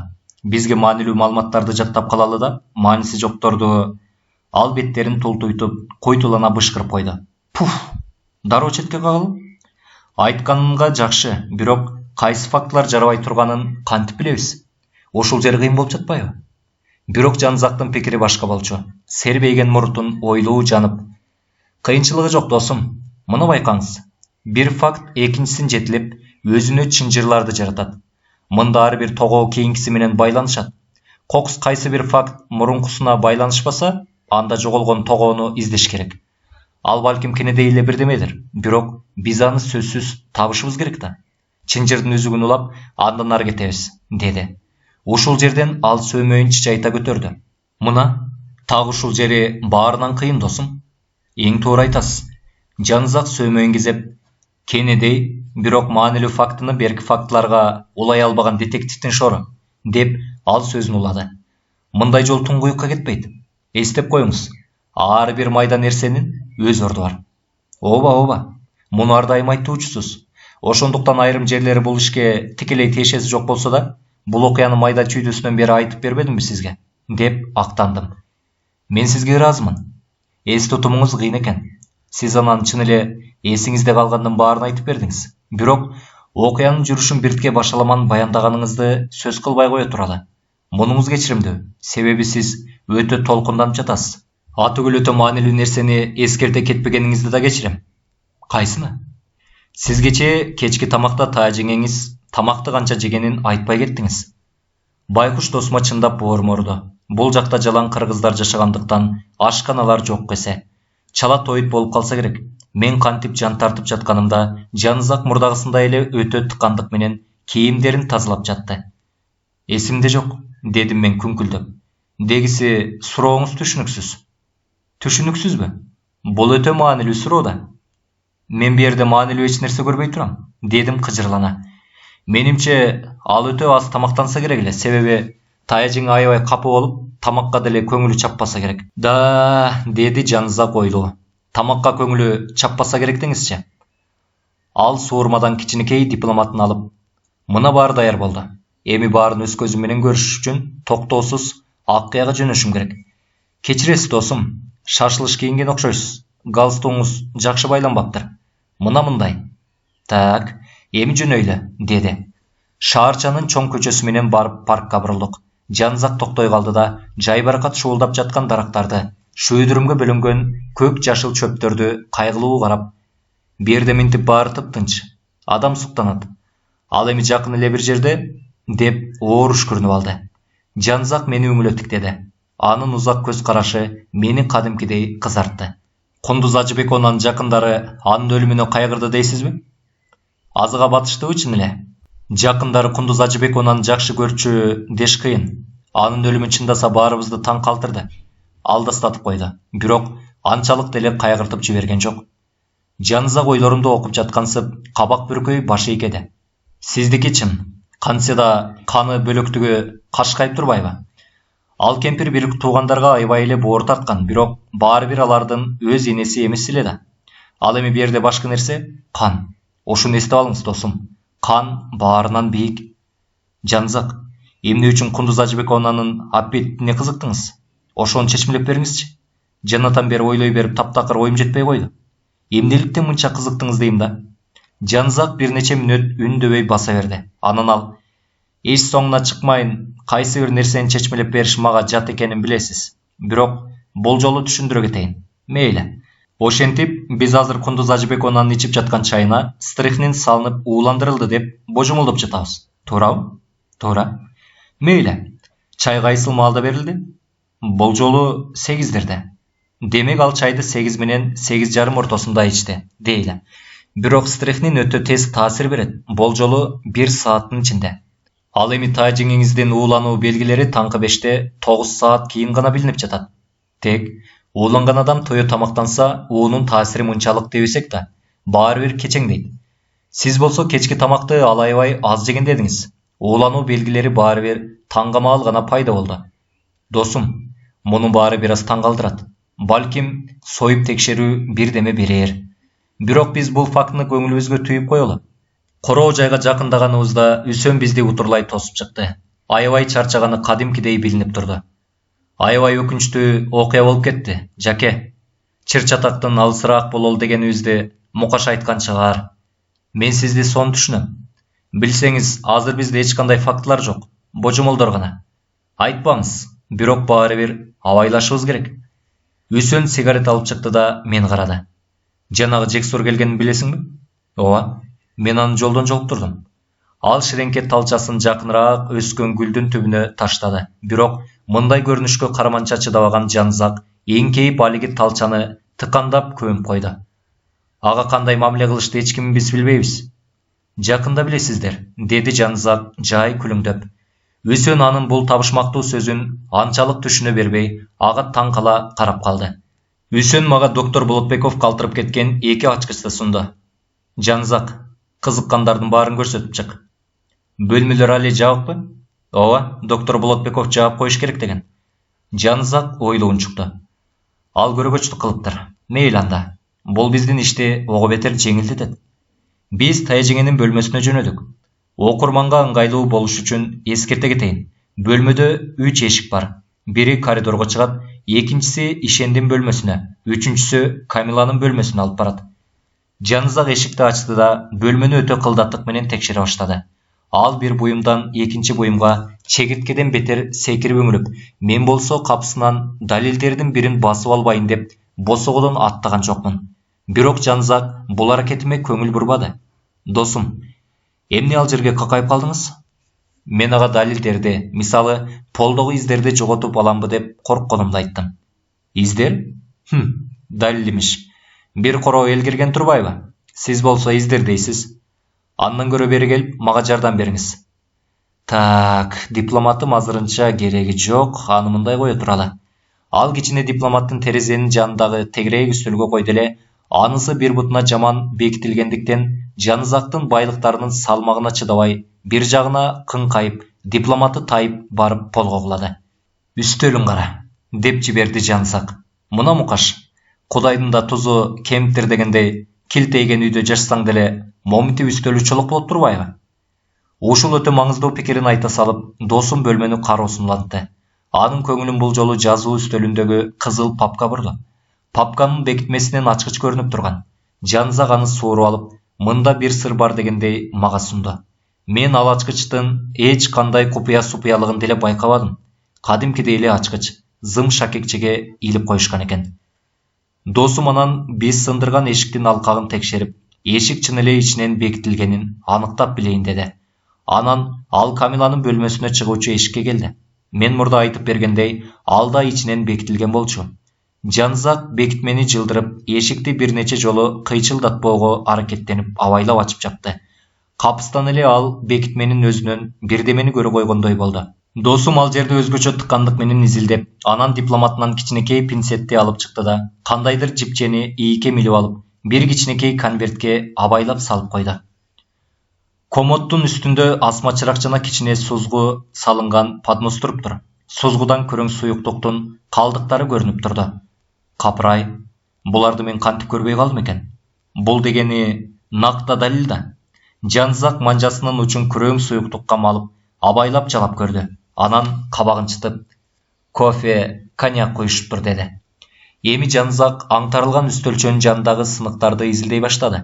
Жедеп талкыланган кофе чөйчөктүн жанында ширеңкелер, китептер, бир тутам ачкыч жана үстөл лампасы чачылып жаткан. Булар чын эле таң каларлык, деди Жанызак. Таң калгыдай деле эч нерсе жокко бул жерде. Койсоңузчу. Мынакей, лампаны караңыз. Тептиң экиге бөлүнүп кетиптир да, эки бөлүгү тең жанаша жатат. Ал эми чыны жүздөгөн майда сыныктарга чачырап кетиптир. Антсе эмне экен? Бирөө басып алгандыр? Ошону айтпайсызбы? Деди Жанызак табыш мактуу созулонтуп. Бирөө аны басып кеткен. Ал тизелеп өйдө турду да, аземдүү жасалган каминдин жанына басып келип, андагы майда чүйдөлөрдү байкоостон катар тизип, катуу ойлонуп калды. Анын аябай толкунданып жатканы ушундан даанабай калды. Досум, деди ал көптөн кийин. Бирөө бул чөйчөктү атайлап баскан. Себеби мында стрехнин бар болчу. Же бул андан бетер маанилүү. Мында стрехнин жок болчу. Мен аябай кызыктым, бирок аны жакшы билгендиктен азырынча эч нерсе сурабайын дедим. Жанызак саамга демин басып турду да, кайрадан ишине киришти. Жердеги тутам ачкычтарды алып, үңүлөө карай баштады. Анан башкаларынан жаңыраак көрүнгөн ачкычты кызыл папканын бекитмесине салды. Ачкыч туура келди, бирок Жанызак папканы ачып ачпай, кайра жаба салды да, ачкыч менен бекитип койду. Тутам ачкычтарды чөнтөгүнө салып жатып, азырынча бул кагаздарды окууга акым жок, бирок буларды эртерээк окуш керек, деди. Эми ал кол жуугучтун үстүндөгү шкафчанын ичин аңтарып көрүп, анан сол терезеге келди да, кочкул күрөң килемдеги билинер билинбес тактын үстүнөн эңкейип олтура кетти. Ал такты ар тарабынан үңүлө текшерип, атүгүл акырында жыттап да көрдү. Такты текшерип бүтүп, эми баягы калган кофеден бир нече тамчыны пробиркага куюп, тыгынын бекем бекитти. Анан Жанызак жан дептерчесин алып, бирдемелерди жаза баштады. Ошентип досум, биз бул бөлмөдөн 6 кызыктуу нерсени таптык. Аларды санап өтөйүнбү же сиз санап бересизби? Деди. Жок, сиз эле санап бериңиз, дедим мен ойлонбостон. Мейли. Ошентип биринчи табылга. Тебелеп майдаланган кофе чөйчөк, экинчиси ачкычы салаңдап турган папка, үчүнчүсү килемдеги так. Ал балким бу жерде мурдадан эле болсо керек, дедим мен досума каршы чыгып. Жок, ал алигиче ным болуп турат, жана кофе жыттанат. Анан жашыл матанын кенедей болгон эки жиптей кесиндиси, бирок алар менен бүтүн кездемени чыгарса болот. Конвертке салганыңыз ошол беле, дедим мен. Ооба. Бирок кокус бул жиптер Кундуз Ажыбековнанын көйнөгүнөн болуп калса, анда биз үчүн пайдасы тийбейт. 5-чи табылга. Мынакей, деп Жанызак артисттерче колун жаңсап, жазуу үстөлүнүн жанындагы чоң мом такты көрсөттү. Кечээ бул жок болсо керек. Антпесе кызматчы аял соргуч кагаз коюп, ысык үтүктөп жоготот эле.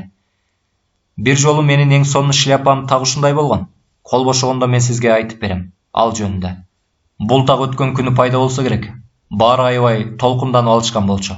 А балким тая жеңем өзү шамды колунан түшүрүп алгандыр. Түндө сиздерде бир эле шам бар эле да, туурабы? Ооба. Аны Осмон көтөрүп жүргөн. Бирок ал эсин жоготуп койсо керек. Бечара каминдин үстүнөн же анын жанынан бирдеме көрдү, айтор титиреп эле туруп калган. Кызык экен. Жанызак Дубалды толук үңүлө карап чыкты. Кызык. Бирок бул мом анын шамынан эмес. Ак турбайбы? Осмондун шамы кызыл момдон жасалган болчу да. Караңыз. Ал алигиче тигинде үстөлчөдө турат. Ал аз келсе бөлмөдө бир да шам тим жок турбайбы? Кундуз Ажыбековна лампаны колдончу да. Сиз эмне демекчисиз? Жооп бериштин ордуна Жанызак туура ой жүгүртүү боюнча бирдемелерди ачуулана күңкүлдөп койду. Ал эми 6-чы табылга. Менимче кофенин калдыгы болду го. Жок, деди Жанызак ойлоо.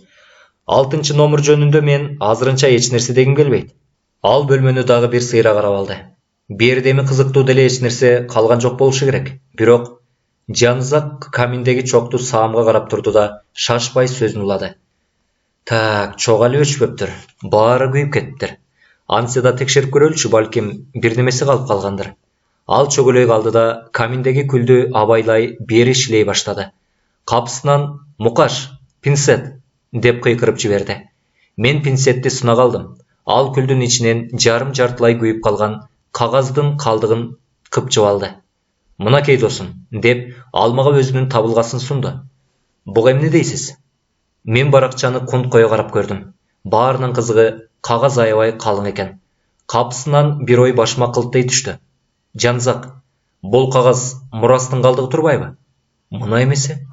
Мен аны таң кала карап калдым. Бул сизди анчалык кызыктырбайбы? Кызыктырбайт, себеби мен мындай болоорун билгем.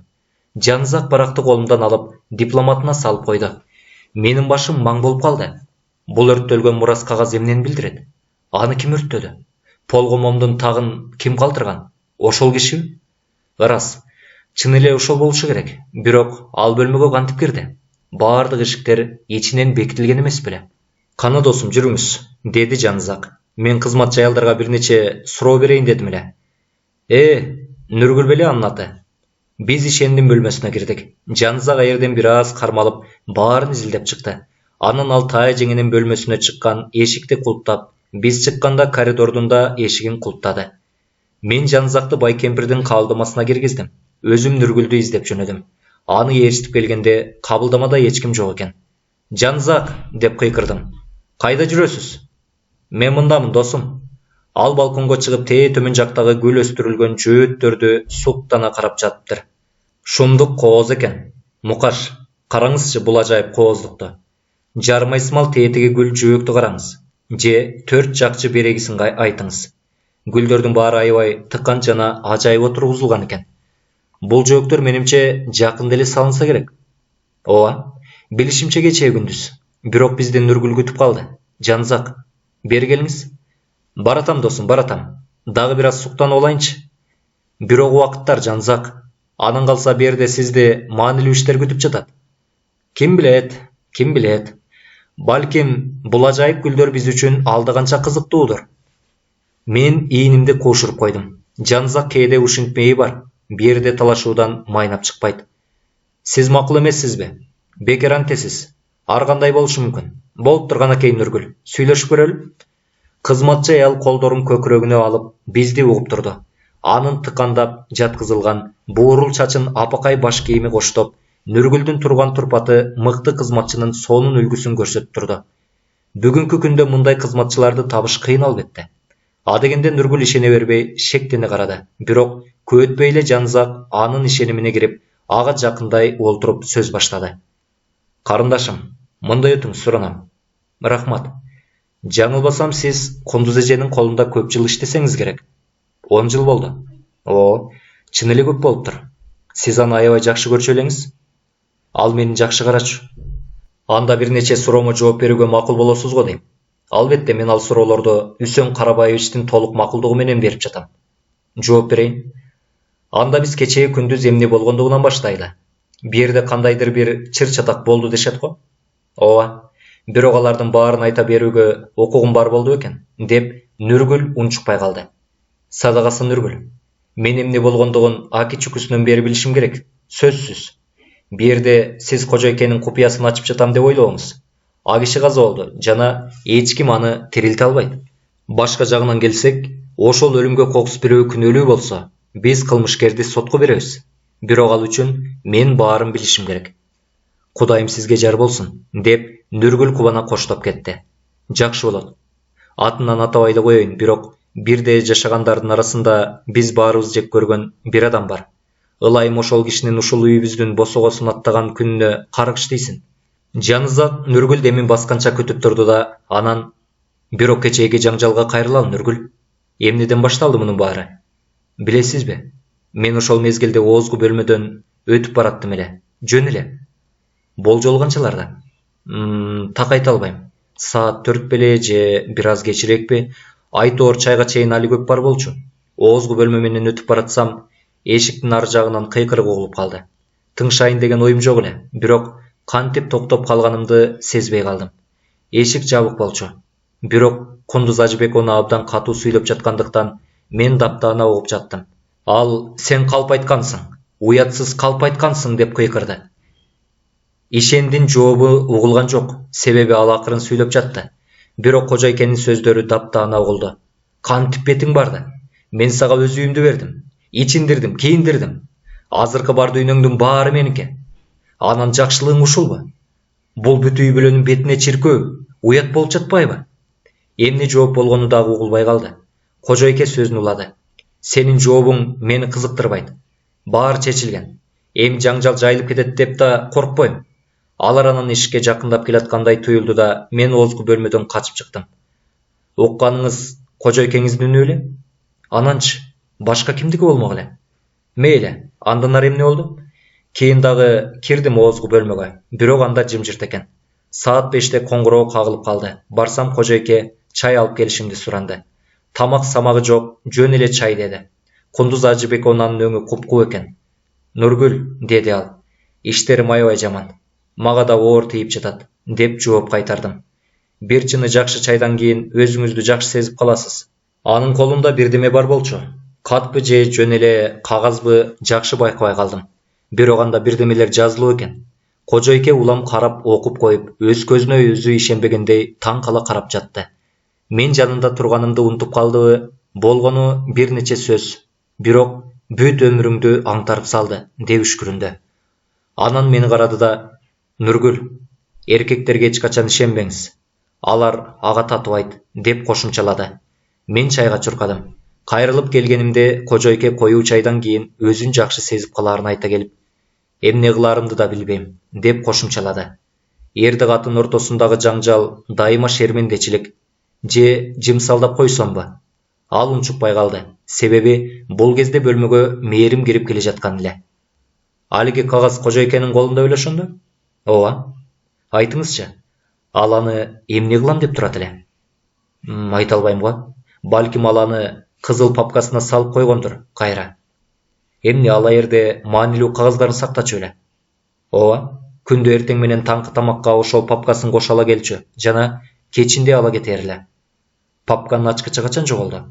"Кечээ, түшкү тамакка чейин же андан кийин." Кожойке аябай капаланды жана аны таап коюшумду менден өтүндү. "Бирок өзүндө башка ачкычы бар эле да." "Ооба." Нургүл Жанызакты таң кала карап калды.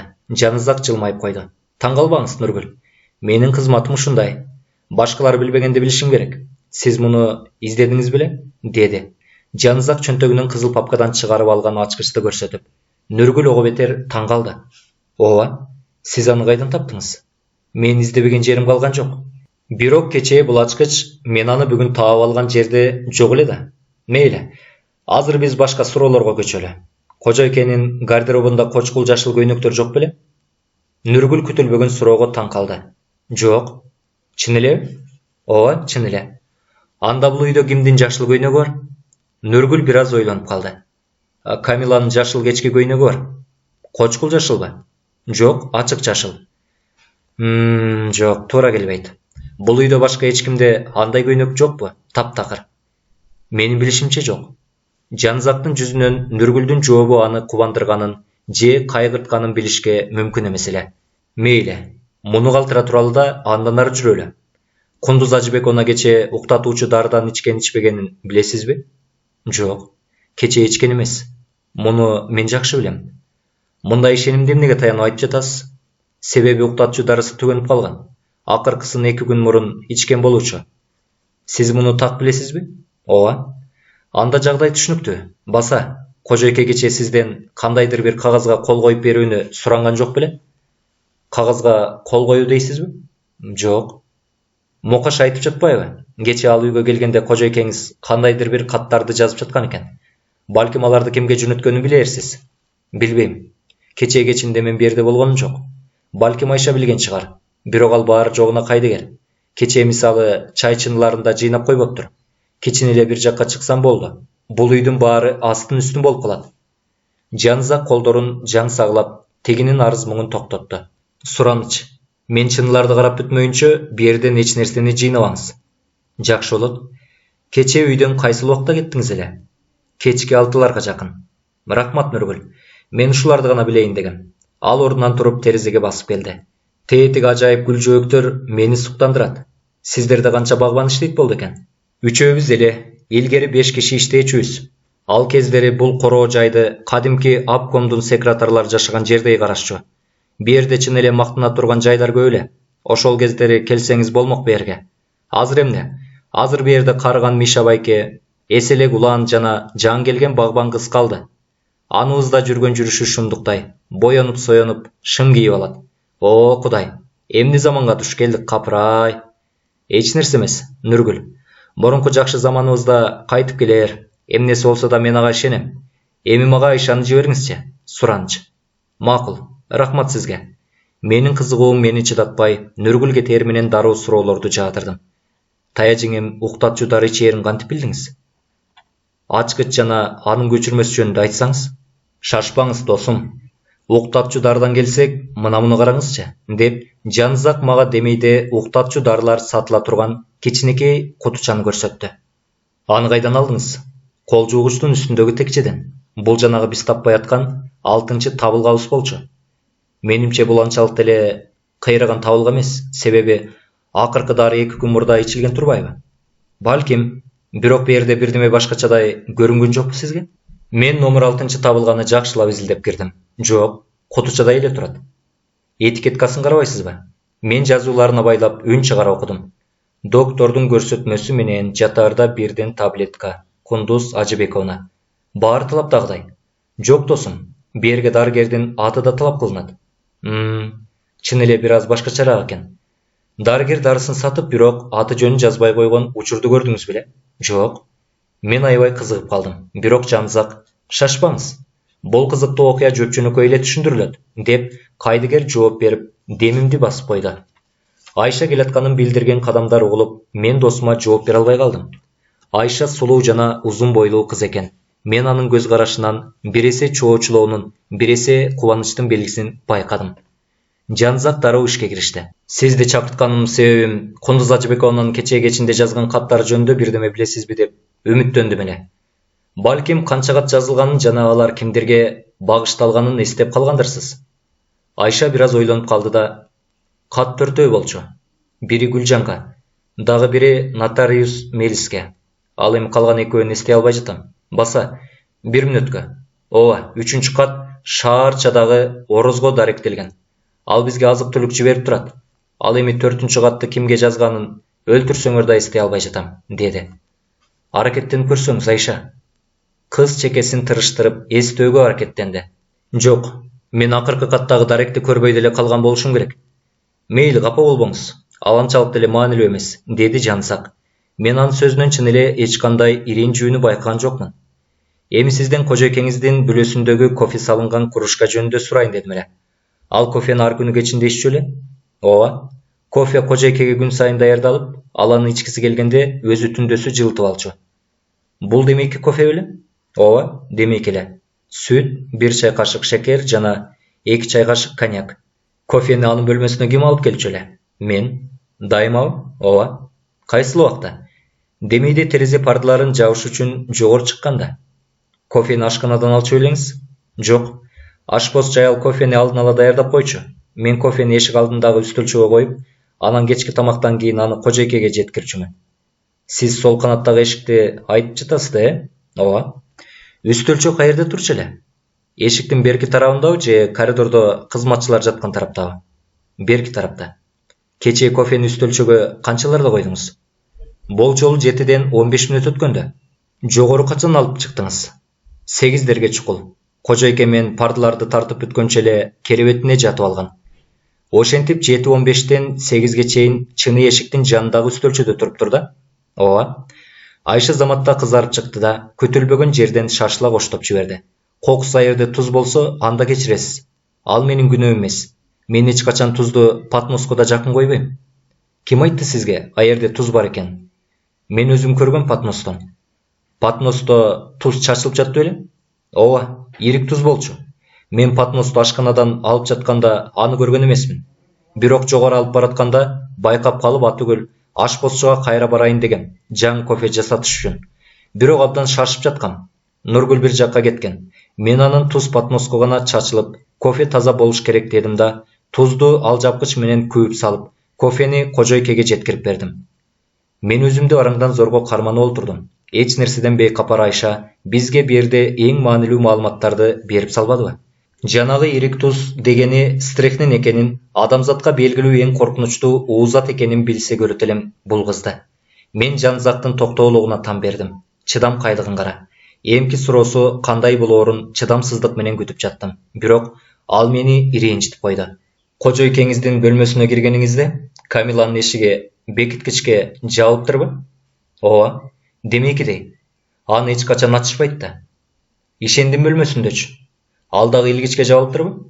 Айша ойлонуп калды. Так айта албайм. Ал жабык болчу, бирок ачкыч мененби же илгич жабылганбы биле албадым. Сиз бөлмөдөн чыкканда кожойкеңиздин эшиги бекиткич менен бекитилдиби? Жок. Бирок кийим ошентсе керек. Демейде түнкүсүн ал коридордун эшигин бекитчү.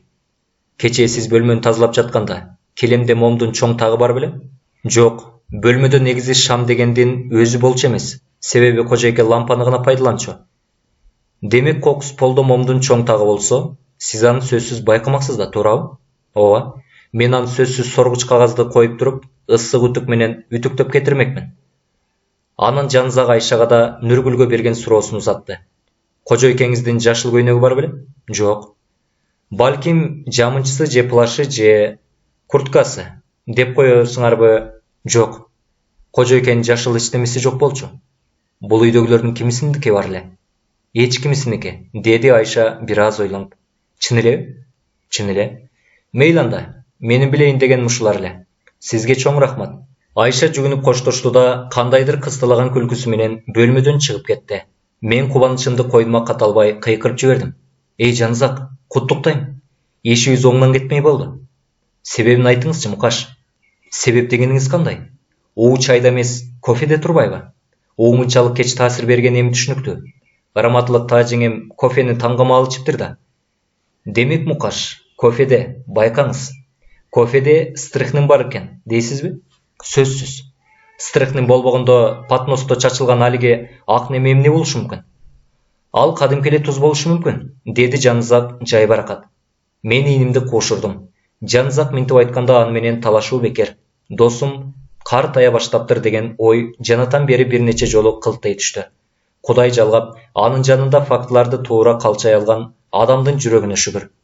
Жанзак мени кытмыр карап койду. Мукаш, менин айтканым туура эмес дейсизби? Садыгасы Жанзак, дедим мен сузгана. Сизди мен үйрөтмөк белем. Эмне деп ойлосоңуз, өзүңүз билесиз да. Мен да өзүм билем. Сонун айттыңыз, Мукаш, деди Жанзак ордунан туруп. Бул бөлмөдө биздин кылар ишибиз калбай калды. Баса. Бурчтагы сандыкча кимдики? Ишендики. Ошондой деңиз. Ал анын жогорку капкагын тартып көрдү.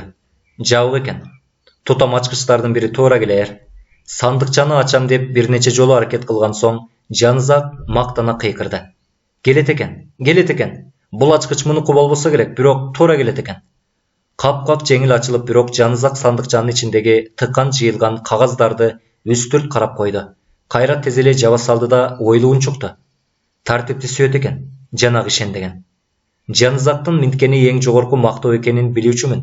Ал кагаздарды караганда жок, деп ойладым. Чын эле картая баштаптыр. Жанызактын кийинки сөздөрү оюмду бекемдеп гана койду. Сандыкчада почта маркалар жок экен, бирок алар болушу мүмкүн эле да, деди ал бөлмөнү жалпысынан айланта карап.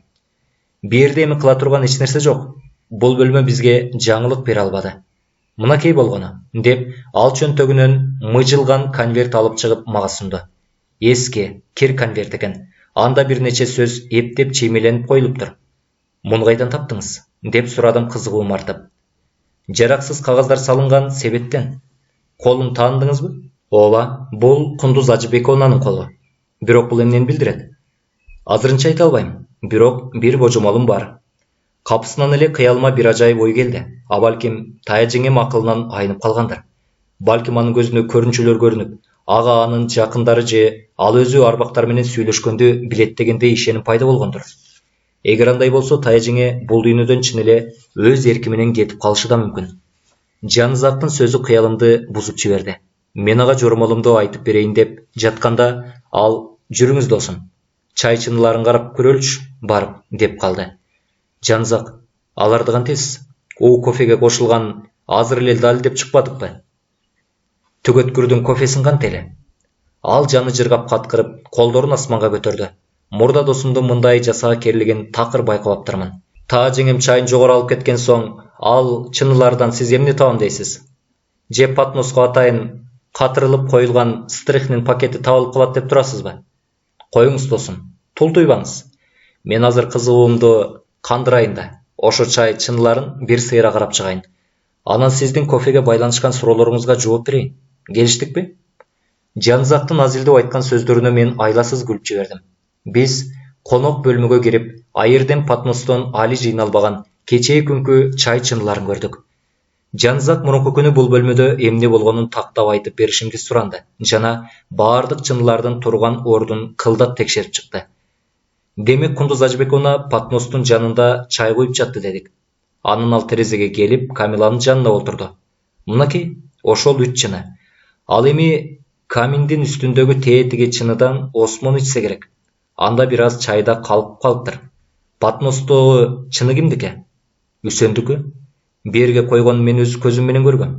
Мейли, мынакей 5 чыны. Ал эми ишендин чынысы гана. Ал чай ичкен эмес. Анда айрым нерселер түшүнүктүү боло баштады. Сабыр кылыңыз, Мукаш.